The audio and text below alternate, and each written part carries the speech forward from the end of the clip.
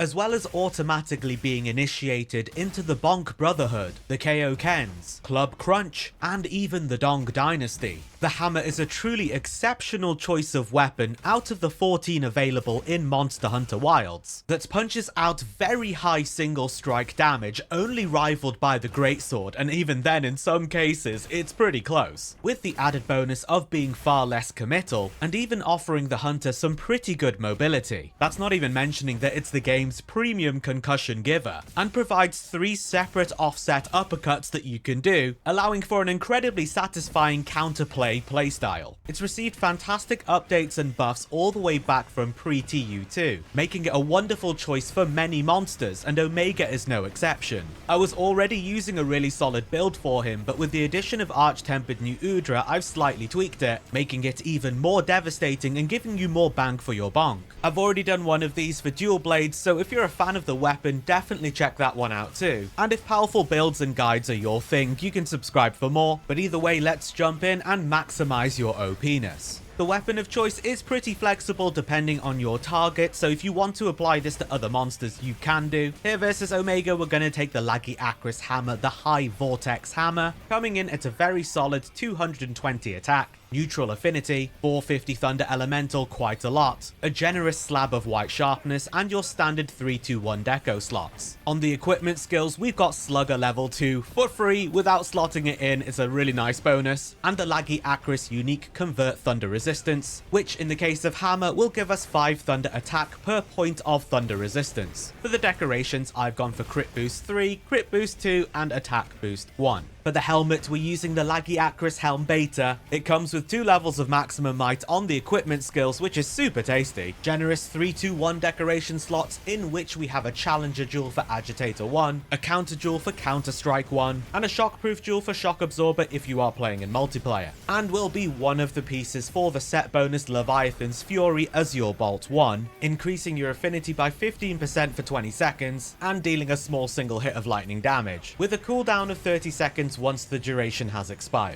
For the chest piece, I'm changing things up with the new gear that we have, rocking the Udra Maya Male Gamma, which comes with a whopping 2 levels of Counter-Strike built in, and also has 2 level 3 decoration slots as well, an absolutely insane piece of gear. In said level 3 slots, I've thrown in an Agitator and a Weakness Exploit. This, alongside all of the other Gamma pieces, will contribute towards the group skill bonus, Lord Soul Guts Tenacity, boosting attack by about 5% whilst lowering defense for around the same, and also allowing you to survive 1 lethal hit much like Moxie does, which if you activate will remove the attack buff and instead boost your defense and resistance. For the arms, we'll be using the Ray Sand Braces Gamma, which comes with 2 Evade Extender on the equipment skills, very handy versus Omega generally speaking, but particularly useful for Hammer with its Wire Step, and we'll be rage baiting by slotting in 2 Challenger Jewels for 2 levels of Agitator in the deco slots. On the waist, we'll be using the Laggy Acris Coil Beta, coming in with the delicious Weakness Exploit 1 and Maximum Might 1 on the equipment skills, and with the slots available, we'll round off the Evade Extended to level 3, throw in a Part Breaker and 1 Divine Blessing.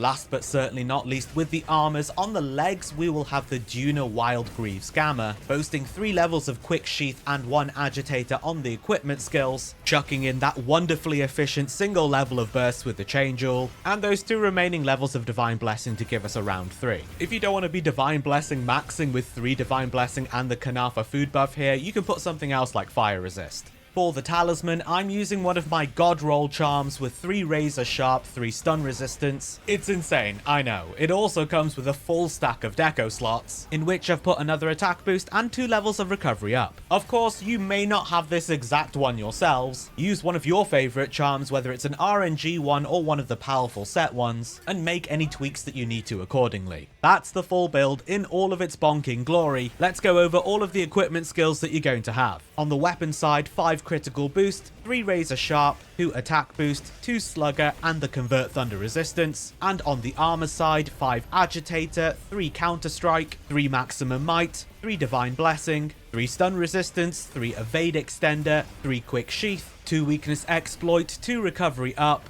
1 Burst, 1 Part Breaker, and Shock Absorber. You'll also have the set bonus skill Leviathan's Fury Azure Bolt 1, and the group skill Lord Soul Guts Tenacity. Your affinity comes from the Agitator, the Maximum Might, the 2 Weakness Exploit, and Leviathan's Fury as your Bolt 1, giving you plus 15% affinity when it's active. Whereas your power is generated from the 5 critical boost, the 2 attack boost, the Agitator, the Counter Strike, the 1 burst, the 1 part breaker, and the 5% attack boost from Lord Soul Guts Tenacity. You will more than likely not have the God Roll charm that I have, so you can build for something slightly different with maybe more attack boost or what have you. That is totally fine and valid, make whatever tweaks you need to. In terms of how to actually use the hammer, perhaps you need a refresher or maybe it's your first time with it, I've got some tips that you can follow that is going to make you a bonking pro in absolutely no time. Firstly, you are mostly going to be targeting the front legs, as in terms of the hit zones, repeat after me, front is blunt and ammo, and back is slash. However, we also do know that any monster in possession of a cranium is generously providing prime real estate for mega bonks, as targeting the head with blunt damage will increase stun buildup, eventually getting you a KO. Just be mindful that attacking the head of course also increases enmity buildup, and if you're that last hit you will pull enmity. You are able to use your wire step to traverse large distances very quickly, effectively avoiding missile AoEs and fire blasts whilst also maintaining your charge. Whilst you don't have any blocking capabilities, you do have 3 separate offsets in 3 different uppercuts. The upswing at the end of the 3-hit combo, the second charge level uppercut, and the mighty charge level 1 uppercut. Not only will this of course give you the opportunity to land those offsets making Omega recoil backwards, but even when that animation is on cooldown, offsetting attacks gives you massive damage mitigation and counts as hyper armoring through an attack, which will directly activate and or refresh counter strike. A level 3 that has 45 seconds of uptime every time you activate it, and you can just keep refreshing it with your offsets as you're going. The hammer is a counter-striking machine, it's beautiful. Uppercutting through lasers with minimal damage and a massive attack buff is pretty epic. And whilst the Mighty Charge Slam is the hammer's single most powerful attack, I would suggest being very mindful of using the Mighty Charge Uppercut quite a lot more, if not the majority of the time, because as you know, Omega attacks very frequently and also spins around quite a bit even whilst it has enmity, so it's often better to go for the safe high damage rather than the risky very high damage. This also lends really nicely to taking the Paralysis Hammer as your second weapon up against Nasilla, which is my weapon of choice for all builds. I'll take that Paralysis Hammer out as the second weapon, but in this case for a dedicated hammer build it fits perfectly.